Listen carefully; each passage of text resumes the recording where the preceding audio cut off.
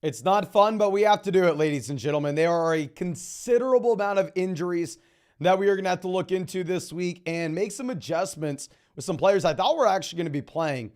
Now, I will say, Hogan Lawrence, it's a sad loss, but life will go on. It is nice that we get Zay Jones back in. With Zay Jones back in Jacksonville, it's not official, but it looks like they'll most likely play. I'm in this situation where you bump Christian Kirk down a bit. I'm still not going to go out there and full-blown panic when it comes to Christian Kirk. I'm not going to say, okay, he's no longer a top 30 wide receiver. I think he's probably a low-end wide receiver 2, high-end wide receiver 3. And if you are looking at what you have when it comes to his trade value, if you can sell him and another piece to go get to the Jalen Waddle, the Chris Olave, the Devonta Smith range, I still stand by that looking to be something that we are doing. Now, going over to Amon-Ra St. Brown. Amon-Ra St. Brown did not practice all week. We'll talk about him a little bit later. Dawson Knox and Damian Harris not listed on the injury report, which, I mean, is good, but ultimately it's not like you're in a spot where we are going through and excited to play either guy. It just means, okay, if Dawson Knox is good to go, probably don't play Dalton Kincaid. And at the same time, we're probably not going to go ahead and, just jam James Cook into our top 5 running backs. Now, Odell Beckham Jr. will be playing, and later on we'll see that Rashad Bateman is as well. Not super excited to go through and play Odell or Rashad Bateman, but obviously this does have an impact on what we are looking at with Zay Flowers, and Zay Flowers will be less exciting because of this. Treylon Burks will be out week 5. We'll look into this a little bit deeper later on, but this means that DeAndre Hopkins is viable if you are desperate for a play. Now, of course, am I excited to play DeAndre Hopkins? No. Horrendous offense. It's an okay matchup, but still.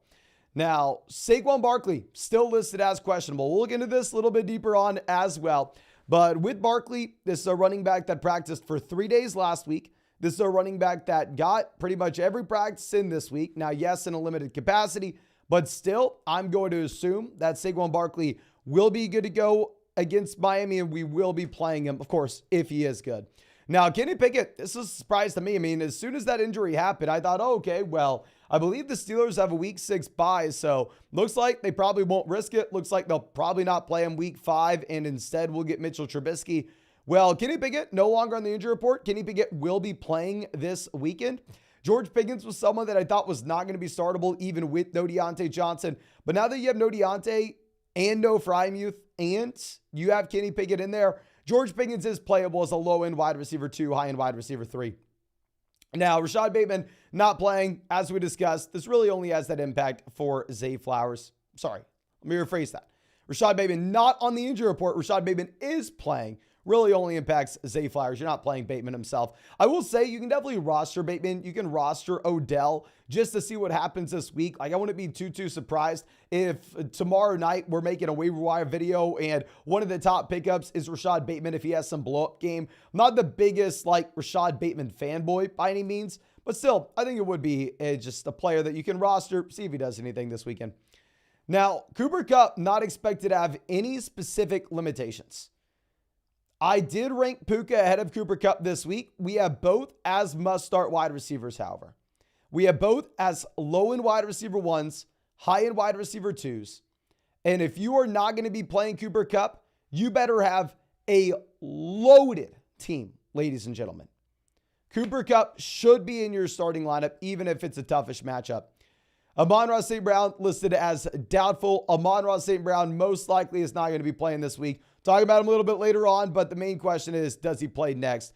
Jahmyr Gibbs is questionable. The player that we didn't really think we had to worry about playing or not earlier on in the week. However, with this being said, we weren't really excited about Jahmyr Gibbs this week. You have the Lions favored by 9.5-ish points. And if the Lions are favored by 9.5, 10 points, we know it's going to be a game where the Lions are most likely just going to look to run the ball over and over and over again in the second half. So it's more so going to be a David Montgomery type game regardless. So, maybe if Gibbs were to be 100% healthy and you were to have, say, no Amon-Ra St. Brown, then you could have played him, but it looks like you can't play Gibbs. And yeah, we have everybody in the chat saying Gibbs is now doubtful. Okay, so if Gibbs is now doubtful, yeah, we'll reiterate, do not plan on playing Jahmyr Gibbs. And obviously Montgomery looks to be a top 5 to 10 running back if that's the case. Now, Jameson is listed as questionable. I'm expecting that Jameson will be good to go, at least based off what we saw earlier in the week. And would be pretty crazy if you had no Jameson and no Amon-Ra St. Brown. If that were to be the case, then all of a sudden Sam Laporta, I mean, if you have no Amon-Ra St. Brown, no Jameson, and no Jahmyr Gibbs, Sam Laporta just going out there and straight crushing. Now, Ramondre Stevenson listed as questionable. I'm expecting Ramondre to play if he's listed as questionable. What's really nice, and we're going to have to deal with this with Aaron Jones in a second, this isn't a spot where we say, oh, okay, he plays on Monday night. We have to make this decision right now. We have to know if he's playing or not. No. I mean, with him playing right away, we are going to get this. We are going to get that information by the time we have to make that decision, right? I mean, really, the only guy you would have to choose between is if you're like, yo, do I play Ramondre or James Cook in my RB2 slot? I mean, I have to make that decision because James Cook plays in the London game or the Europe game, wherever the hell they're playing.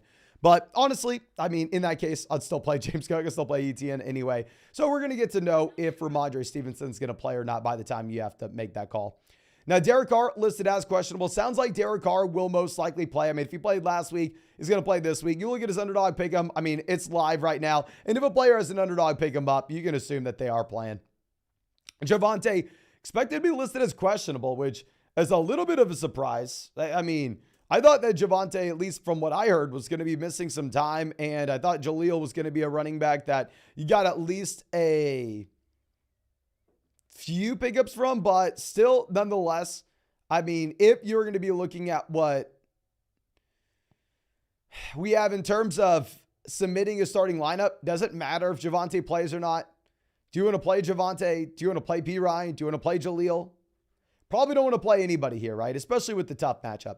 Now, quick side note, we are 2 likes away, 1 like away now from hitting 100 likes on this live stream. If you have not done so already, go down there, hit that like button. We've live streamed every single day for 162 days in a row. Subscribe to the channel if you play fantasy football. We'll be live every single day until 2024. And of course, if you want to check out any of those pick'ems over on Underdog Fantasy for the games tomorrow, you can find that link in the live chat, in the description, in the comment section. Promo code FLOCK, you're going to be getting a 100% deposit match up to $500. Plus, you'll get our updated rest of season fantasy football rankings and tiers. Plus, ladies and gentlemen, you'll get a Tua special pick'em this weekend. More than less than half a total yard if you use promo code FLOCK and are new to Underdog. And on top of that, we are going to be hooking everybody up. Doesn't matter if you were new to Underdog or you signed up to Underdog 2 years ago, but as long as you use promo code FLOCK, next week, you're also going to be getting a Justin Herbert special pick'em, more than less than half a total yard. Super pumped that we are able to get y'all that. So please make sure you take advantage.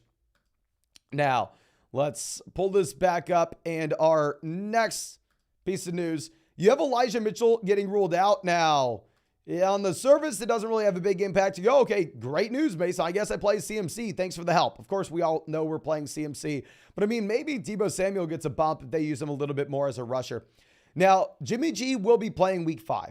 So with Jimmy G playing week 5, you can actually bump Jacoby Myers if you are interested in playing Myers, especially with Devontae Adams missing practice all week this week. So it is a very tough spot, right? Where if we don't get any more news regarding Devontae Adams by the time we get to the games tomorrow morning, it's probably going to be difficult to play Devontae Adams unless you have a viable backup option. Unless you're sitting there and you're going, oh, okay, well, Mason, I mean, I can play Romeo Doubs if I need to. I can play Christian Watson. I can play Jacoby Myers if Devontae Adams isn't good to go. And if that's the case, then yeah, we plan on playing him just to see what happens. But ultimately, really tough spot because we don't really know what we're going to be looking at there, of course. Now, Jonathan Taylor is going to be on a snap count this week. So you all know we were coming out earlier in the week and we are saying, oh, okay, we need to go ahead and we need to play Jonathan Taylor and Cooper Kupp. Don't think about it. They're must-start guys this week. I still stand by. You need to go through and you need to play Jonathan Taylor. I personally am going to be ranking Jonathan Taylor as a high to mid running back 2, even in a tough matchup and even on a snap count. I mean, ultimately, if he was not on a snap count, he'd be a top 5 running back for me. If Jonathan Taylor was 100% good to go, it's a good offense. Jonathan Taylor would be in our top 5 running backs.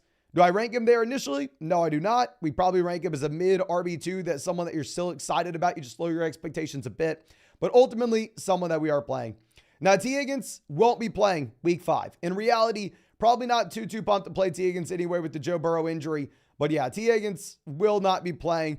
Aaron Jones is questionable as well. Now, I am operating under the assumption that Aaron Jones will play. He has an underdog pick him out there right now. I mean, it kind of looks like he is trending in that direction. Now, with that being said, if you don't have a viable backup, like if you're saying, Mason, if I plan on playing Aaron Jones, I mean, I don't have A.J. Dillon to play. Obviously, if you had Josh Jacobs, you plan on playing Josh Jacobs anyway. You probably go the safer route and not look to start Aaron Jones unless we get any more news later tonight or tomorrow morning. Y'all know I will be live streaming later tonight, tomorrow morning. We'll be live streaming every single day, so just make sure you're subscribed, and I'll keep y'all posted with all the news. Luke Musgrave, not on the injury report now with Musgrave. Not as excited as we were earlier in the season because I do think that you have, Christian Watson going out there and taking a considerable amount of these targets. And that should be it there, but we have y'all know there are a couple fantasy Twitter doctors. This is probably my favorite guy here at Sports MD Analysis, going through and giving us a little more insight with these guys.